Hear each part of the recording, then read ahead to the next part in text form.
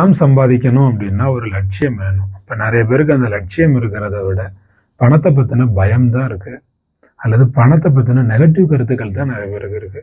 நமக்கு இந்த வாழ்க்கை கிடைச்சிருக்கிறதே ஜாஸ்தி அப்படி நினைச்சா எப்படி பணம் பெருகும்? ஒரு கடனை வாங்கி தான் இன்னொரு கடனை அடைக்க வேண்டியது இருக்கு. இப்படி நினைச்சா எப்படி கடன் அடையும்? அளவுக்கு அதிகமாக ஆசைப்படக்கூடாதுங்க, இருக்கிறதே போதுங்க. ஜான் ஏறுனா முளம் சறுக்குதுங்க, என்னங்க செய்யறது? பணம் வந்தா நிம்மதி போயிரும்பா.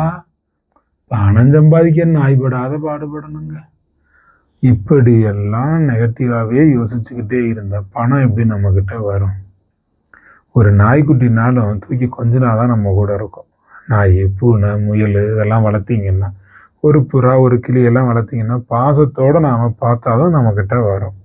பணத்தையும் பாசத்தோட, மரியாதையோட, அன்போட, நல்லெண்ணத்தோட பார்க்கணும். அப்பதான் காசு பணம் வந்து சேரும்.